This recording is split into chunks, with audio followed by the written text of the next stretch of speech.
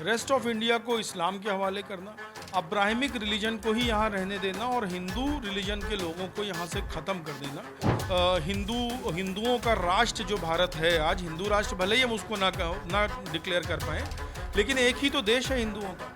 यहाँ से हिंदुओं को ख़त्म करना, फिर फर्दर जो अब्राहमिक रिलीजन्स के अंदर जो लड़ाई चल रही, जैसा आप ईरान, अमेरिका, इसराइल के बीच में देख रहे हैं, उसमें मुसलमान, क्रिश्चियन, यहूदी तीनों अब्राहमिक हैं, तो वो एक अलग बात है। लेकिन सबसे पहले सबसे आसान हमें ख़त्म करना है उनके लिए, और वही उनका टारगेट। अभी पता चला कि गाजियाबाद में जो लोग सीसीटीवी कैमरे लगा रहे थे या जो महिला ऑटो चला रही थी, वो पाकिस्तान को इन्फॉर्मेशन दे रही थी। भारत के अंदर अगर ह्यूमन ऑपरेशन करने हैं, ह्यूमन इंटेलिजेंस ऑपरेशन करने हैं नॉर्थ ईस्ट को छोड़ करके सब जगह रेस्ट ऑफ इंडिया में, तो आईएसआई को आपको इंक्लूड करना पड़ेगा बिकॉज। लेकिन ये गेम प्लान पूरा जो बड़ा चलता है, बड़ा गेम प्लान जिसको आप बोले मालिक कौन है, इसका मालिक डीप स्टेट है, जिसका कि एक बहुत बड़ा शक्तिपुंज जो है जिसको कह सकते हैं वो सीआईए है। क्योंकि ये पकड़ा जाना एक एंड रिजल्ट है जो आपके पास आता है एज ए न्यूज़। इसके पीछे कितने महीने, कितने सालों की मेहनत होती है। अभी जो एयरफोर्स का सिविलियन असम में पकड़ा गया, 2023 से उस पर सर्विलेंस माउंट हो रहा था और वो 2026 में पकड़ा गया, 3 साल। नमस्कार साथियों, हेडलाइन फोकस देख रहे हैं आप। आपके साथ मैं हूं अनुपम प्रसून। भारत में अचानक आप देखेंगे कि जासूसी गतिविधियां बहुत तेज हो गई हैं। अचानक भारत के नॉर्थ ईस्ट से कुछ ऐसे लोगों का पकड़ा जाना और उनमें से एक व्यक्ति का कनेक्शन सीधे सीआईए से आना और फिर यह जानकारी लगना कि वो नॉर्थ ईस्ट को डिस्टेबलाइज करना चाहते थे, भारत के लिए एक हैरान करने वाला विषय है। लेकिन मामला यहीं तक रुका नहीं है। मामला तब और ज्यादा गंभीर हो जाता है जब दिल्ली एनसीआर में कुछ ऐसे रेलवे स्टेशंस पर स्पाई कैमरे लगाए जाते हैं, सीसीटीवी कैमरे के नाम पर, और उन कैमरों का एक्सेस या हैंडलर कहां होता है? पाकिस्तान में। उसके वीडियो लाइव स्ट्रीम हो रहे होते हैं पाकिस्तान में। और उससे भी ज्यादा चिंताजनक बात पता है क्या है?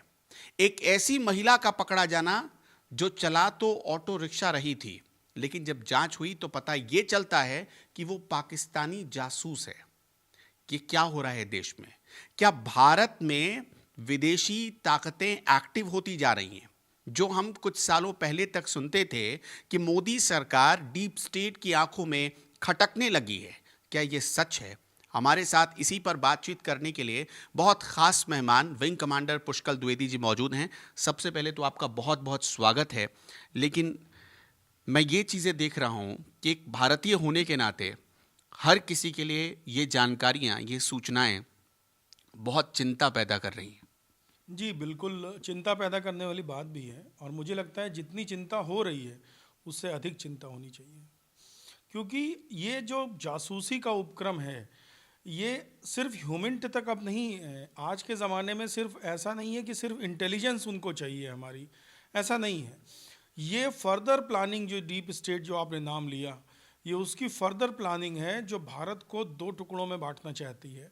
और ये प्लानिंग ये कहती है, और सिर्फ इसका भारत के एक जियोग्राफिकल शेप से उतना लेना देना नहीं है जितना भारत एज ए कल्चर लेना देना है।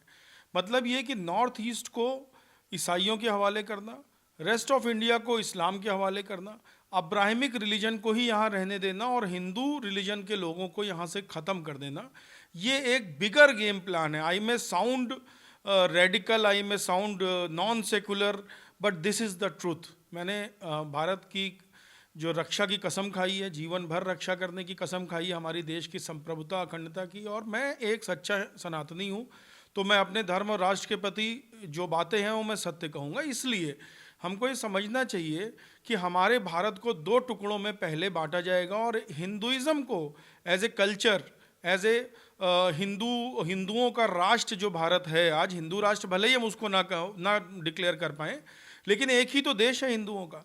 यहाँ से हिंदुओं को ख़त्म करना, इसके टुकड़े करना, और इसके टुकड़े करके फिर फर्दर जो अब्राहमिक रिलीजन्स के अंदर जो लड़ाई चल रही, जैसा आप ईरान, अमेरिका, इसराइल के बीच में देख रहे हैं, उसमें मुसलमान, क्रिश्चियन, यहूदी तीनों अब्राहमिक हैं, तो वो एक अलग बात है। लेकिन सबसे पहले सबसे आसान हमें ख़त्म करना है उनके लिए, और वही उनका टारगेट है। अच्छा, इसमें सर अलग अलग चीज़ें जानकारी में आ रही हैं।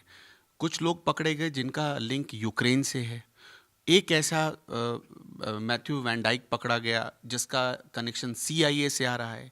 अभी पता चला कि गाज़ियाबाद में जो लोग CCTV कैमरे लगा रहे थे या जो महिला ऑटो चला रही थी वो पाकिस्तान को इन्फॉर्मेशन दे रही थी। और इससे भी हैरत अंगेज बात तो ये है कि अभी असम में एयरफोर्स के बेस में काम कर रहा एक व्यक्ति वहाँ की सूचनाएं पहुँचा रहा था पाकिस्तान। अभी कोच्चि नेवल एयर बेस पर कोच्चि में नेवल बेस पर हमने देखा कि वहाँ एक काम करने वाला मल्टीटास्किंग ऑफिसर वो सूचनाएं पहुंचा रहा था पाकिस्तान के पास। जी, आपने एक प्रश्न में बहुत सारी बातें पूछ ली और मैं इसको अब सुलझा के दर्शकों के लिए रखूंगा। मैं नहीं, पूछना ये चाहता हूं कि ये किसके इशारे पर हो रहा है, इसका मालिक कौन है? आपने सही पूछा। मैं इसको थोड़ा सुलझा के एक एक करके दर्शकों के सामने रखूंगा जिससे ये easy to appreciate and understand हो जाएगी। देखिए, मैंने भारतीय वायुसेना में इंटेलिजेंस में काम किया, डायरेक्टर इंटेलिजेंस भी रहा। और ये प्रयास जो पीछे से मैं शुरू करता हूँ, जो आपने बोला कि नेवल एयरबेस में कोई पकड़ा गया, एयरफोर्स में एक असम में सिविलियन पकड़ा गया, या ऐसी ये चीज़ें आज की नहीं है। ये चीज़ें बहुत शुरू से, बहुत पहले से हो रही हैं। ये मतलब जब से फ़ौजें बनी हैं तब से हो रही हैं। हम पकड़ते रहते हैं। इनफैक्ट मैंने एक ऐसा केस था, अभी डिक्लासीफाइड नहीं हुआ है, लेकिन मैं आपको इतना बता सकता हूँ कि हमने कश्मीर में हम मेरी ही टीम ने छापे मार के हमने एक 21 लोगों का जो ग्रुप था जो कि इन्फिल्ट्रेटर्स थे फॉर दिस पर्पज़ ओनली, और हमने छापे मारे थे उनके यहाँ, लेकिन वो लोकल सपोर्ट की वजह से भाग गए। और हमने वहाँ पर MiG-21 एयरक्राफ्ट के मैनुअल्स और बहुत ही सिक्योर चीज़ें बरामद की थी जो वो ले जाके नहीं भागे थे। अगर वो शायद उसको ले जाने के लिए रुकते तो हम उनका एनकाउंटर भी कर देते, इसलिए वो सब छोड़ के भाग गए इन्फॉर्मेशन। तो ये बहुत पुरानी चीज़ें हैं, ये होती रहती हैं। इसके हनी ट्रैप और जो तरीके हैं उस पर मैं बाद में आऊँगा, उस पर भी चर्चा ज़रूरी है। लेकिन और जो आपने एक इम्पॉर्टेंट चीज़ जो पूछी, जो आपने मैथ्यू के बारे में बताया, यूक्रेनियंस के बारे में बताया, आपने ये बोला कि ISI का भी सहयोग दिखता है और CIA भी है, यूक्रेन भी है। देखिए, मैं आपको क्लियर कर दूं, दर्शकों को क्लियर कर दूं, भारत के अंदर अगर ह्यूमन ऑपरेशंस करने हैं, ह्यूमन इंटेलिजेंस ऑपरेशन करने हैं नॉर्थ ईस्ट को छोड़ करके सब जगह रेस्ट ऑफ इंडिया में, तो ISI को आपको इंक्लूड करना पड़ेगा। बिकॉज एथनिसिटी जो है वो CIA की डायरेक्ट ऑपरेटिव्स की CIA के, या चाइनीज़ इंटेलिजेंस जो है PLA सेकेंड GSD जो चाइनीज़ इंटेलिजेंस एजेंसी है, तो उसके ऑपरेटिव्स के पास जो है डायरेक्ट एथनिसिटी नहीं है। यानी कि एक चाइनीज़ आके अगर लखनऊ में रहने लगेगा तो वो उतना इफेक्टिवली नहीं कर पाएगा। एथनिसिटी उनको मिलती है ISI से। बिकॉज पाकिस्तान है क्या? भारत ही तो है। 70 साल 75 साल पहले तो भारत ही था। तो एथनिसिटी है, पाकिस्तानी आदमी हमारे बीच में बैठा हो, हम उसकी भाषा से, उसकी बातों से नहीं जान पाएंगे, और अगर वो ट्रेंड है तो बिल्कुल नहीं। तो ये जितने भी हैं जो चाइनीज़ इंटेलिजेंस है, PLA सेकेंड GSD, या फिर जो हमारी ये CIA की जो एक्टिविटीज़ हमारे यहाँ होती हैं, ये सारी ISI को और नेपालियों को लेकर के होती है। तो नेपाली लोगों को रिक्रूट करते हैं ये, और ISI के माध्यम से, चाहे वो इंडियन मुस्लिम हो, इंडियन हिंदू हो, या वो पाकिस्तानी मुस्लिम हो, तो उस तरह से करते हैं। लेकिन ये गेम प्लान पूरा जो बड़ा चलता है, बड़ा गेम प्लान, जिसको आप बोले मालिक कौन है, इसका मालिक डीप स्टेट है, जिसका कि एक बहुत बड़ा शक्तिपुंज जो है, जिसको कह सकते हैं, वो CIA है। चाइना का इंटरेस्ट हमारे नॉर्थ ईस्ट में है। तो ये जो आपने बात की यूक्रेन की, और जो अभी जो घटना बताई आपने जिसमें एक अमेरिकन पकड़ा गया, देखिए ये मर्सिनरी हैं, यानी कि भाड़े के टट्टू हैं। अगर आपके पास पैसा हो तो आप मर्सिनरी आप भी खरीद सकते हैं। आप चेचन लड़ा के खरीद सकते हैं, आप यूक्रेनियन लड़ा के खरीद सकते हैं, आप अमेरिकन मर्सिनरीज खरीद सकते हैं। तो ये मर्सिनरी हैं। इनको टास्क किसने किया है वो तो पूछताछ का और इंट्रोगेशन का विषय है, लेकिन ये स्पष्ट है कि इनका कहीं ना कहीं लिंक नॉर्थ ईस्ट में जो टेररिस्ट ग्रुप्स अभी हैं, इंसर्जेंट ग्रुप्स हैं, जो कि बेसिकली क्रिश्चियन इंसर्जेंट ग्रुप्स हैं, उनको हाइब्रिड वॉरफेयर की ट्रेनिंग देना था। क्योंकि यूक्रेनियन ये लोग हैं, इनकी कहीं ना कहीं बैकग्राउंड फौज से है, यूक्रेनियन फौज से, और ये बंदा जो अमेरिकन है ये भी पहले फौज में था। तो उसकी कहीं ना कहीं हाइब्रिड वॉरफेयर की ट्रेनिंग, ड्रोन की ट्रेनिंग, मल्टीपल IEDs की ट्रेनिंग, या और भी जो तरीके वॉरफेयर के, मॉडर्न वॉरफेयर के हैं, C4I2 की ट्रेनिंग, ये उसके लिए आ रहे हैं। और ये हमारे लिए सबसे खतरनाक चीज़ है, क्योंकि पहले ही हमारी सरकारों ने बहुत गलत तरीके से नॉर्थ ईस्ट को डील किया है। वहाँ के इंसर्जेंट ग्रुप्स को बहुत ज़्यादा पावर दे दी है, जो कॉन्स्टिट्यूशनल पावर उनको मिली हुई है। यानी कि हमने जब समझौते किए, कहीं ना कहीं उसके कारण तो मुझे मालूम है, लेकिन अब चैनल में बोलने वाली बात नहीं है, these are highly sensitive things, but कहीं ना कहीं हम चूक गए, जिससे वो इंसर्जेंट ग्रुप्स बहुत पावरफुल हो गए। आपने बहुत सारी वीडियोस देखी होंगी जिसमें आर्मी है, सीआरपीएफ है, या वहाँ की पुलिस खड़ी है, और इंसर्जेंट ग्रुप्स वहाँ के नॉर्थ ईस्ट के लॉन्चर्स AK-47 लेके जा रहे हैं। हमने कभी एक्शन नहीं। मैंने तो एक हाल में एक तस्वीर देखी, और उस तस्वीर को देखने के बाद पता नहीं उसमें कितनी सच्चाई है, वो आप बेहतर बता पाएंगे। मैंने देखा कुकी मिलिटेंट्स के पास अमेरिकन हथियार और मेड इन यूके हथियार पहुंच रहे हैं, जो वहाँ की सेना के पास होने चाहिए थे। वो हथियार इनके पास कौन पहुंचा रहा है? अभी हमने देखा कि अचानक से उल्फा बहुत एक्टिव हो गया असम में। हमने देखा कुकी ने अटैक शुरू कर दिए, और रात के अंधेरे में अननोन मतलब गनमैन बनकर आते हैं, फिर अटैक करने लगते हैं। देखिए, ये इनका जो टाई अप है, ये इंडियन पॉलिटिशियन से है। इंडियन पॉलिटिशियंस प्रेशर डाल करके बॉर्डर्स में रिलैक्स कराते हैं चीज़ें। वैसे भी बॉर्डर्स ओपन है। इनका टाई अप चर्चेस से है, चर्चेस के माध्यम से इनका टाई अप जो है वहाँ के रिच लोगों से, लोकल रिच लोगों से है। ये पूरा नेक्सस है, क्योंकि अगर उसको काट के एक अलग देश बना देंगे ये, तो बेनिफिट कौन ले जाएगा? जो लोकल पॉलिटिशियन है, जो लोकल रिच पर्सन है, और जो ये मिलिटेंट्स हैं, यही तो बेनिफिट ले जाएंगे। उतनी लैंड, उतने रिसोर्सेज। आज भारत की जनता ये समझे कि आपको 1200 स्क्वायर फीट का प्लॉट खरीदना होता है, तो आप 10 जगह नाक रगड़ते हो, लोन लेते हो और परेशान होकर करते हो। उनको हजारों वर्ग किलोमीटर ज़मीन यूं ही मिल जाएगी। न सिर्फ ज़मीन, नेचुरल रिसोर्सेज, उसके अलावा अदर थिंग्स ऑल्सो, पूरा कंट्रोल और द एरिया। तो ये एक लार्जर इकोनॉमी की चीज़ है, तो इसमें फ़ायदा इन्हीं लोगों का होता है। देखिए, और इनका नेटवर्क बहुत स्ट्रांग है। मैं बताऊं, 2003 की बात है, मैं असम नागालैंड बॉर्डर में पोस्टेड था, और वहाँ पर एक कुछ ऐसी घटना हुई कि उल्फा से थोड़ा थ्रेट की बात हो गई। तो मैंने उनको क्लियर बोला कि अगर तुम इसके बाद, अगर if you are not stopping here, then I will open fire and I will kill you. तो आप ये समझिए कि वो तो उस समय तो डर के चले गए, बिकॉज दे सॉ कि there is a young officer, ये यंग आदमी कर सकता है, मतलब उतनी समझ भी नहीं होगी, मैच्योरिटी नहीं होगी यंग आदमी के। बाद में मुझे मैसेज उनका आया, मेरे एग्जैक्ट घर का एड्रेस, कि तुम्हारा घर यूपी में यहाँ पर है ना, देख लेंगे। तो आप सोचिए 2003 में उनका नेटवर्क इतना स्ट्रांग था, जबकि मोबाइल नहीं थे, इंटरनेट या बहुत वीक था, ये सब चीज़ें नॉर्थ ईस्ट में तो था ही नहीं। तो अब सोचिए कि इनके अंदर कितनी पावर है। इनको कई देशों का सपोर्ट है, इनको अमेरिका का भी सपोर्ट है, इनको चाइना का भी सपोर्ट है, इनको हमारे देश के करप्ट पॉलिटिशियंस का सपोर्ट है, और इनको करप्ट ऑफिसर्स का सपोर्ट है, जो कि डिफरेंट सिविल ऑफिसर्स की बात कर रहा हूँ, वहाँ पर डिफरेंट लोकल ऑफिसर्स जो वहाँ काम करते हैं, अच्छी पोजीशन पे हैं, उनका भी इनको सपोर्ट है। जी। अचानक इस मौसम में इसका बढ़ना, अचानक इस तरह की घटनाओं का बढ़ना और जासूस पकड़े जाने, ये कोई खास टाइमिंग आप इसमें देख पा रहे हैं? नहीं, देखिए, मैं अचानक नहीं कहूँगा। मैं तो अप्रिशिएट करूँगा NIA ऑफिसर्स को, और जितने भी इंटेलिजेंस टीम्स जो भी लगी होंगी उसमें, मिलिट्री इंटेलिजेंस या जो भी लगी हों, IB लगी होगी, क्योंकि ये पकड़ा जाना एक एंड रिजल्ट है जो आपके पास आता है एज ए न्यूज़। इसके पीछे कितने महीने, कितने सालों की मेहनत होती है। अभी जो एयरफोर्स का सिविलियन असम में पकड़ा गया, 2023 से उस पर सर्विलेंस माउंट हो रहा था, और वो 2026 में पकड़ा गया। 3 साल लग गए उसको पकड़ने में, क्योंकि जब हम किसी को पकड़ते हैं तो या तो रंगे हाथों पकड़ें, या एविडेंस हो हमारे पास, तब पकड़ें, तब तो फ्रूटफुल होगा, नहीं तो वो कानून का फ़ायदा उठा के चला जाएगा। अच्छा, ये जो मैं देख रहा हूँ कि एयरफोर्स में काम करने वाले कुछ लोग या नेवी में काम करने वाला कोई MTS इस तरह से फंस जाता है, कैसे फंसता है वो?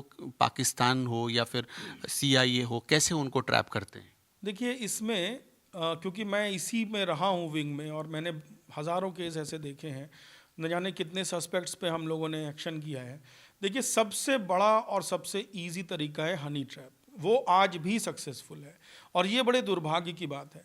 अब आपके दर्शक ऐसा ना सोचें कि, देखिए, मैं बहुत धार्मिक व्यक्ति हूँ, ठीक है, लेकिन जहाँ पर कूटनीति की बात आती है, वहाँ धर्म और ये सारी चीज़ें नहीं हो सकती। आप अमेरिका, पाकिस्तान, चीन से लड़ाई लड़ें और ये सोचें हम अपने धर्म के अनुसार ही करेंगे, नहीं होगा। तो मैं एकदम क्लियर स्ट्रेट बात कर रहा हूँ। हमारी मोस्ट ऑफ द हमारी फोर्सेज आर सेक्स डिप्राइव्ड, और बड़ी कंट्रोवर्शियल लग सकती है बात, लेकिन most of our forces are sex deprived. मैं उनको जस्टिफाई भी नहीं कर रहा हूँ। हमने तो ऐसे लोगों को बहुत दुर्गति भी की है, ऐसे लोगों की जो हमारे चंगुल में आए। लेकिन मैं ये बता रहा हूँ कि कारण क्या है, कि वो सेक्स डिप्राइव्ड है, या तो उनकी फैमिली साथ नहीं रहती, या तो वो बहुत से इस समय फौज में यंगस्टर्स में जो जवान हैं या जो मान लीजिए थोड़ा अधेड़ उम्र के भी हैं, अपनी पत्नियों से विवाद चल रहा है। ये एक पूरे भारत की समस्या है कि बीवियों और पति में मैरिटल डिस्कॉर्ड चल रहा है। अभी एक विंग कमांडर ने सुसाइड भी किया मैरिटल डिस्कॉर्ड के चलते। तो उस वजह से वो सेक्स डिप्राइव्ड हैं। अब इस कंडीशन का फ़ायदा उठाते हुए उन्हें हनी ट्रैप में लेने के लिए आईएसआई ये सोशल मीडिया के मींस ज़्यादातर आजकल यूज़ कर रहा है, पहले वो फिज़िकल मींस यूज़ करता था। दूसरी बात, सबसे बड़ा कारण है कि हमारी फोर्सेस की क्या गलती है कि हम एनफ ट्रस्ट नहीं बिल्डअप कर पाए अपने मेन पे, अपने लोगों पे हम एनफ ट्रस्ट नहीं बिल्ड कर पाए। जैसे मैं अपना एग्जांपल बताता हूँ, मैं अहमदाबाद में था, security and intelligence I was looking after. तो मेरे पास फ़ोन आया कि आपका एक बंदा जो है मतलब एक गलत जगह पकड़ा गया है, जो चरित्र की दृष्टि से गलत रहती है। वो एक सार्जेंट हवलदार रैंक का बंदा था। तो चूंकि वहाँ पर एसपी वगैरह जानते थे, तो जब उसने एयरफोर्स बताया तो मुझे कॉल आया। तो फिर मैं उसके पास गया, मैंने रिकवर किया। मैंने कहा अभी पुलिस केस ना बनाओ, let us interrogate him and let us also find out what is the thing. तो उसने ये बताया कि साहब पत्नी साथ नहीं रहती है और मैंने 4 साल से मैं किसी के साथ हम बिस्तर नहीं हुआ, तो मैं ऐसी जगह गया था। बाकी हमने उसका पूरा वेरीफाई किया, सब कुछ किया, वो ऐसा कुछ नहीं निकला कि वो किसी जासूसी या किसी में इन्वॉल्व था। लेकिन अब ये समझिए कि वो बंदा अगर वहाँ हनी ट्रैप हो जाता तो उसके अंदर इतने गट्स नहीं होते कि वो आके अपने ऑफिसर को बता सके, क्योंकि जैसे ही वो बताता कि मैं ऐसी जगह गया था और ऐसे हनी ट्रैप करने का मुझे प्रयास हुआ है, वैसे ही पूरी कायनात उसको जो है कोर्ट मार्शल कराने में लागू हो जाती। लेकिन मैं इसके हमेशा अगेंस्ट रहा हूँ। मैंने उस बंदे को स्कॉट फ्री कर दिया, कुछ भी उसको नहीं किया।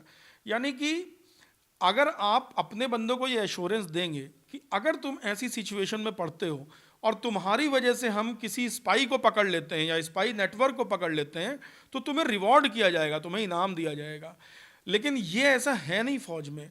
99% ऑफ द ऑफिसर्स जो पॉलिसी मेकर्स हैं और डिसाइडर्स हैं और डिसीजन मेकर्स हैं, वो बहुत रिएक्टिव हो गए हैं। जैसे ही उन्हें पता चलेगा अरे तू फेसबुक में बात इससे कर रहा था लड़की से, वो पहले उसे कोर्ट मार्शल कराएंगे। इस डर से पीपल आर नॉट रिपोर्टिंग, और इसी डर से वो फर्दर उस दलदल में फंसते जाते हैं कि अगर किसी को पता चल गया तो मेरी नौकरी गई, मुझ जेल हो जाएगी। और फौज का court martial jail is too bad. मतलब वो सिविल की तरह नहीं है कि महीनों चलता रहेगा। 15-20 दिन में if you want to give death sentence also, तो वो भी प्रोसीजर 30 दिन में पूरा हो जाता है। और 5 अफसर मिलकर किसी को डेथ सेंटेंस दे सकते हैं। उसकी अपील सिर्फ प्रोसीजरल अपील हो सकती है कोर्ट्स में, और या तो फिर राष्ट्रपति के पास हो। तो ये इतने कड़े रूल हैं। मुझे लगता है अभी थोड़ी समझदारी की ज़रूरत है, ज़माना बदल गया है, टैबूज़ हटाने की ज़रूरत है। हमारी इंटेलिजेंस एक और बहुत बड़ा एक कमी है हमारे समाज में, पूरे समाज में। और चूंकि उसी समाज से एयरफोर्स, आर्मी, नेवी भी बनती है कि हमारी इंटेलिजेंस टैबू लगाती है। यानी कि जैसे मान लीजिए आप एक फ़ौज में एक आप कॉर्पोरल हैं, आप यंग हैं, आपकी एक गर्लफ्रेंड है, ठीक है, तो आपके ऊपर सर्विलेंस माउंट करेंगे, भले ही वो आपकी गर्लफ्रेंड जो है सिविल पुलिस में इंस्पेक्टर हो या सरकारी पद पे हो। अब अगर कोई सरकारी पद पे लड़की है, अगर उससे कोई लड़का गर्लफ्रेंड उसको बना रहा है, तो स्पाई होने के चांसेस बहुत कम है। ठीक है, तुम उसमें अगर विघ्न डालोगे तो वो चोरी छुप करके यही सब करेगा। तो ये सब चीज़ें बड़ी कॉम्प्लेक्स हैं। हमें लगता है एक पूरे सिस्टम में बदलाव की ज़रूरत है। हनी ट्रैप ही सबसे बड़ा एक तरीका है जिससे लोग करते हैं। लालच तो बहुत ही सेकेंडरी है। मुझे 100 में से मुझे लगता है 1 या 1.5% ऐसा था जो लालच से आए, और लालच से जो लोग देते हैं ज़्यादातर सिविलियन और क्लास 4 एम्प्लॉयज़ होते हैं, उनके पास उतनी इन्फॉर्मेशन भी नहीं होती। मैं ये जानना चाह रहा हूँ कि ठीक है, ये तो बॉर्डर एरियाज़ में हो रहे हैं तो बात समझ में आती है, लेकिन जहाँ पर पूरा सरकारी अमला बैठता है, जहाँ पर पूरी सेंट्रल गवर्नमेंट बैठती है, आप देखिए उस दिल्ली एनसीआर में लोग पहुँच गए, और सबसे हैरान करने वाली बात यह है कि सीसीटीवी कैमरे लगा दिए गए, वो स्ट्रीम कर रहे हैं, वो एक्सेस दे रहे हैं उस गाज़ियाबाद का जहाँ पर हिंडन एयर बेस है, जहाँ पर आप देखिए हमारे मिलिट्रीज़ के लगातार मतलब मूवमेंट होते रहते हैं, और जहाँ पर पूरा भारत की जो राजधानी है एक तरीके से। तो ये आप मानते हैं कि एक बहुत बड़ा थ्रेट है भारत के लिए? बहुत बड़ा थ्रेट है, और दिल्ली तो हब सेंटर रहा है intelligence operations. Foreign intelligence operations सबसे ज़्यादा दिल्ली में होते हैं। फॉरेन जो पीआईओ हैं, पाकिस्तानी इंटेलिजेंस ऑपरेटिव्स, और सीआईए ऑपरेटिव्स, वो सबसे ज़्यादा दिल्ली में हैं। और ये इतना ख़तरनाक है, अभी तो हमने एक बहुत छोटा डायमेंशन देखा है। दिल्ली में ही तो सारे बड़े, मतलब आप देखिए आईबी के, रॉ के सारे बड़े अधिकारी वहीं बैठते हैं, फिर ये वहाँ पर क्यों सेंटर बना लेते हैं, कैसे बना लेते हैं? सोच बहुत पुरानी है। मैं आपको बताऊं, आज हमने ऑप सिंदूर में जो देखा, जिस तरह से ऑप सिंदूर में भारत ने परफॉर्म किया, तो आपने एक सिस्टम का नाम सुना होगा, IACCS system, integrated air command and control system. फिर आपने एक नाम सुना होगा S-400, आपने सुना होगा एयर डिफेंस, आपने सुना होगा ड्रोन्स, स्टॉर्म ड्रोन्स। ये सारे कंसेप्ट्स मैं आपको बताऊं 2005-6 में जब हम लोग जो यंग थे फौज में, जब हम लोग समझाते थे जनरल्स को, तो वो कहीं ना कहीं नकार देते थे। ठीक है, वैसे ही सभी ऑर्गेनाइजेशंस हैं, सभी डिपार्टमेंट्स हैं, IB हो, रॉ हो, आर्मी, एयरफोर्स, कोई भी हो, उसमें सोच की कमी है। जो प्रोग्रेसिव सोच है, जो 10 साल आगे की चीज़ सोचना बहुत ही कम लोगों में है, और ऐसे लोग पॉलिसी मेकिंग और डिसीजन में नहीं आ पाते, क्योंकि कहीं ना कहीं हमारी संस्कृति जो है वो ऐसी बन गई है, हमारा कल्चर ऐसे बन गया है, यसमैनशिप हर जगह है, हर जगह है। वो फौज में भी है, वो ब्यूरोक्रेसी में है, वो IB में है, हर जगह है। लेकिन फौज में कम है ये, ऐसा तो मैं बिल्कुल इस बात को तो मैं जानता हूँ कि फौज में बहुत कम है, लेकिन है। तो जब तक हम एक वर्क कल्चर में बदलाव नहीं लाएंगे, जब तक हम फ्यूचरिस्टिक बातों को नहीं सोचेंगे, हम इससे कभी नहीं लड़ पाएंगे। और दिल्ली इज़ द एपिसेंटर। आपने तो बहुत छोटा एक एग्जाम्पल देखा कि कैसे CCTV रोड के लगा दिए। अभी आपने ये तो सोचा ही नहीं कि जब हमारी सैटेलाइट्स जा रही हैं ऊपर, हमारी जो सिक्योर कम्युनिकेशन मिलिट्री की है, उसके कौन कौन से कंपोनेंट चाइनीज़ हैं, कभी आपने सोचा? हम, मुझे तो सब पता है, लेकिन मैं इस पे बताना उचित नहीं है। और जिनको मैं बता सकता हूं उनको मैं बता चुका हूं, और वो एक्शन नहीं कर पाएंगे, because now those things are deep into the system. हाँ, और देखिए दर्शकों को ये बात समझनी भी पड़ेगी, 11 में से हमारे 8 नाविक सिस्टम मतलब खराब हो चुके हैं, सिर्फ 3 बचे हैं जो भारत, जिसके तहत, जो जहाँ तक मेरी जानकारी है, कि जो डिफेंस के काम आता है, डिफेंस के लिए वो GPS का काम करता है। क्या ये बात सही है? देखिए, अब इस पे ऑन गोइंग मैं बिल्कुल बोल नहीं सकता, ये बोलना मेरे लिए सही नहीं है कि कितने, क्योंकि ये नेशनल सिक्योरिटी का मामला है। आप कुछ भी बोल दें, अगर मैं कुछ बोलूँगा उससे इन्फॉर्मेशन सीख हो सकती है। लेकिन हाँ, आपका ये कथन तो सत्य है कि ये बहुत सीरियस चीज़ें हैं, और मैं आपको बताऊं इसका कारण भी क्या है, बहुत ब्लंटली मैं बताऊं, क्योंकि मेरे देश का प्रश्न है ये, और इसमें हंसी मजाक और किसी चीज़ में नहीं, हमारी सभ्यता, संस्कृति, हमारे राष्ट्र, हमारे धर्म के सर्वाइवल का प्रश्न है। देखिए, हमारे यहाँ जब तक 70,000 80,000 करोड़ रुपए अल्पसंख्यक कल्याण के लिए दिए जाते रहेंगे, और डिफेंस बजट सिर्फ 2.5% होगा, जिसमें मैक्सिमम एक्सपेंडिचर हमारी सैलरीज एंड पेंशन्स में आता है, तो हम आगे नहीं बढ़ पाएंगे। आज हम देखते हैं ईरान ने कुछ देशों पे अमेरिकन बेस में हमला किया, बहरीन, कतर, UAE, ये सब इन पे अमेरिकन बेसिस पे हमला किया। ये सारे पिद्दी पिद्दी भर के देश हैं, लेकिन इनका डिफेंस बजट मिनिमम 4% से शुरू होता है और 10% तक जाता है। और अब चूंकि 2-4 बम गिर गए इनकी सड़कों पे, तो वॉर के बाद इनका डिफेंस बजट और बढ़ेगा। लेकिन हमारे भारत में 2.5%, इफेक्टिवली 1-1.25% ही हमारे पास बजट है, जो हमारे इनोवेशंस के लिए, हमारी वेपनरीज के लिए, हमारे सेंसर्स के लिए, हमारी टेक्नोलॉजी के लिए यूज़ होता है। हम फालतू की जितनी ये समाज कल्याण की योजनाएं हैं, इनको एक बार स्क्रूटनी करने की ज़रूरत है। और यहाँ से चूंकि पैसा गबन होता है, आप देखिए जितने भी निर्माण कार्य हैं, जो वर्क सर्विसेज हैं, चाहे वो किसी भी डिपार्टमेंट की हो भारत के अंदर, सबसे ज़्यादा पैसा खाने वाले वही डिपार्टमेंट्स हैं। जहाँ वर्क से एक बिल्डिंग बनेगी, 70 करोड़ की बिल्डिंग, 80 करोड़, 100 करोड़ का ब्रिज, 2000 करोड़ की सड़क। हमको स्क्रूटनाइज करना है, क्या इतनी ज़रूरत है? क्योंकि इन एक्सपेंडिचर के जरिए अधिकारी और नेता अपनी जेब में पैसे भरते हैं। 70,000 करोड़ रुपए का अगर अल्पसंख्यक कल्याण के लिए वो दे रहे हैं, तो कितना लोगों को मिल रहा है, बीच में कितना खा रहे हैं, कितना रिवर्स हो रहा है, वो सब हम जब तक नहीं देखेंगे तब तक आप सैटेलाइट की बात कर रहे हैं। अभी तो अग्निवीर योजना की वजह से 10 साल में देखिएगा फौज खत्म हो जाएगी पूरी। तो ये सब चीज़ें हमको बहुत सीरियसली सोचनी पड़ेंगी। बहुत बहुत शुक्रिया हमारे साथ जुड़ने के लिए। दर्शकों, हमारा इरादा बस इतना सा था कि आप तक जानकारी पहुँचे, चूँकि ये सवाल देश का है, और देश के ऊपर आपने देखा कि हाल फिलहाल कितने बड़े बड़े खतरे आए हैं, कैसे जो दुश्मन है, हमारे भारत के जो दुश्मन है, वो सिर उठा रहे हैं। इसलिए हर एक नागरिक को बड़ा सतर्क और सावधान रहने की आवश्यकता है, और इसी इरादे से हम ये वीडियो लेकर आए हैं। वीडियो कैसा लगा, इसकी जानकारी कैसे लगी, हमें ज़रूर कमेंट बॉक्स में बताइएगा। नमस्कार।